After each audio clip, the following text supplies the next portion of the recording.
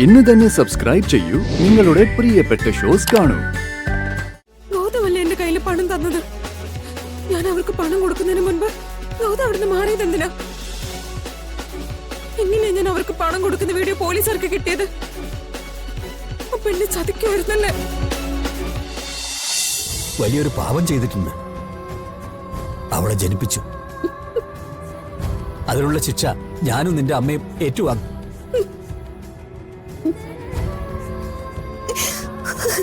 അറിയില്ല എത്ര നാള് ഞാനിങ്ങനെ ഉണ്ടാവുന്നു. ചങ്ക് കലങ്ങി ചത്തുപോകത്തേ ഉള്ളൂ. അച്ഛനൊന്നും മിണ്ടാതിരിക്കുന്നുണ്ടോ? ഇനിയിപ്പോ അഥവാ അവളൊരു കുഞ്ഞു തെറ്റ് ചെയ്താലും അത് പറഞ്ഞു തിരുത്തേണ്ടവരല്ലേ നമ്മളല്ലേ അത് പൊറുക്കേണ്ടത്? അച്ഛവാ വാ. ദേവേട്ട, മോള് പറയുന്നത് കേട്ടോ? ഇല്ല യശോദേ, എന്റെ തീരുമാനത്തിൽ ഒരു മാറ്റവുമില്ല.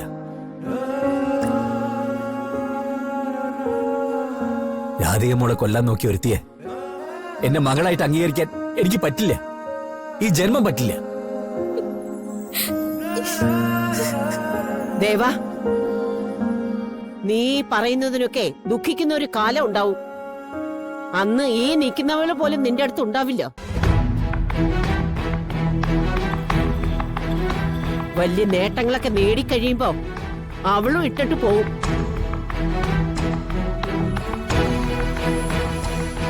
അന്ന് നിനക്ക് ജനിച്ച പെൺകുട്ടിയെ ഉണ്ടാവും നിന്നെ കുറിച്ച് ഓർക്കാനും കരയാനും. അമ്മേ, ഇത്രയും കാലം അമ്മ പ്രിയങ്കയെ ന്യായീകരിക്കുമ്പോ അത് അവളോടുള്ള സ്നേഹത്തിന്റെയും വാത്സല്യത്തിന്റെയും പേരിലാണെന്നാ ഞാൻ കരുതിയത്. പക്ഷേ ഇപ്പൊ കുറ്റവാളിയാണെന്ന് അറിഞ്ഞിട്ടും അവളെ ന്യായീകരിക്കാൻ ശ്രമിച്ച അമ്മയ്ക്കും അതേ മനസ്സാണെന്ന് എനിക്കിപ്പോ പറയാൻ പറ്റും.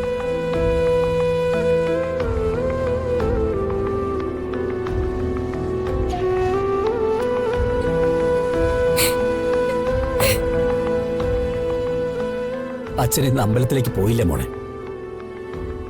ഇനി പോവാനും ഉദ്ദേശിക്കുന്നില്ല. കളങ്കം വീണുപോയാ ദൈവങ്ങളെ പൂജിക്കുന്നത് ശരിയല്ല. എല്ലാം അവസാനിക്കട്ടെ. അവളെ രക്ഷിക്കാത്തതിൽ അച്ഛൻ ഒരു കുറ്റബോധവും ഇല്ല മോളെ. അച്ഛൻ ഇത്ര ഗതികെട്ടവനായി പോയല്ലോ.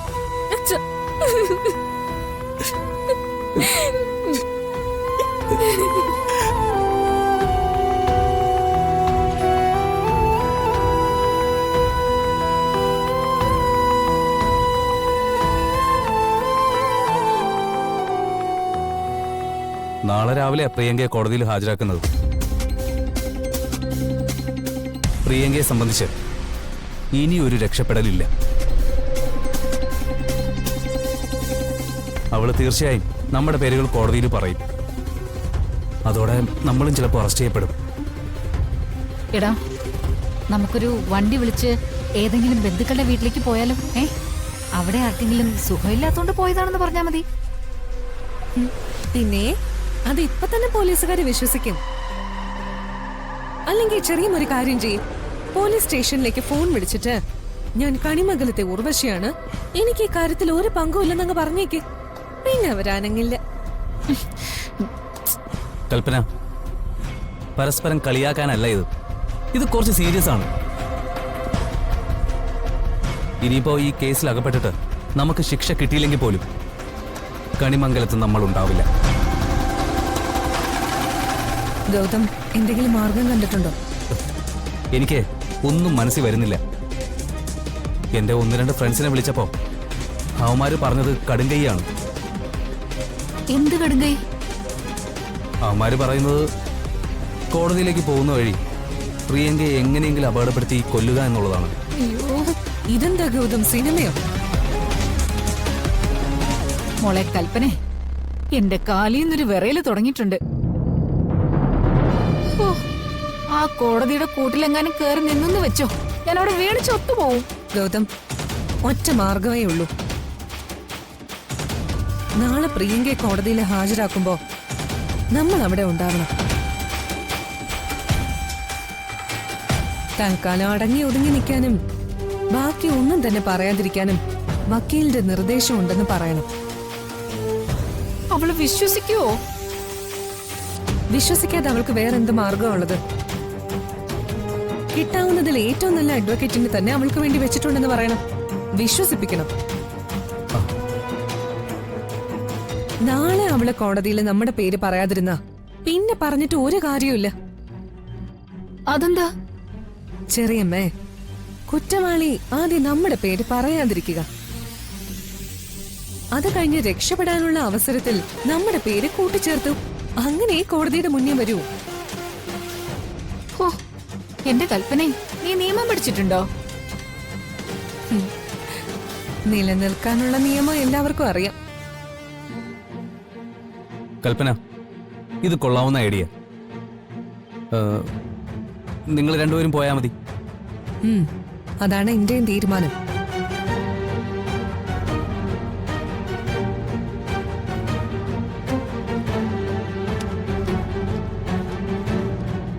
സാർ വാ. പേപ്പേഴ്സ് ഒക്കെ റെഡിയല്ലേ? അതെ സാർ. പ്രതാപനെയും ക്രിസ്റ്റിയെയും കൃത്യസമയത്ത് കോടതിയിൽ ഹാജരാക്കാൻ SI വിളിച്ച് പറഞ്ഞിട്ടുണ്ടോ? ഉണ്ട് സാർ. സാർ, അതെ സാർ. എന്താണോ? കണിമംഗലത്തെ മരുമകൾ വന്നിട്ടുണ്ട്. അവർക്ക് പ്രതിയെ കാണണമെന്നാ പറഞ്ഞത്. അതൊന്നും ഇനി അനുവദിക്കാൻ പറ്റില്ല.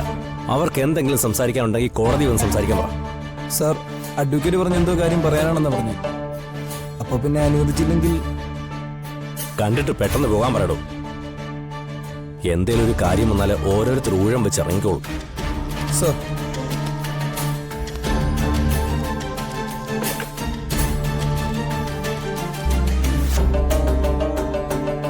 Hello, good morning sir. Sir, പ്രതിയും കൊണ്ട് കോടതിയിലേക്ക് ഇറങ്ങുകയാണ്. ആ ഷൂട്ടിംഗ് സെറ്റിൽ ഉണ്ടായിരുന്നവരെ ഇന്നലെ കൈമനം സ്റ്റേഷനിലേക്ക് മാറ്റി. പ്രതികൾ തമ്മിൽ ഒരു കോണ്ടാക്ട് വേണ്ടെന്ന് വെച്ചിട്ടാ. ഓക്കെ സാർ, ശരി.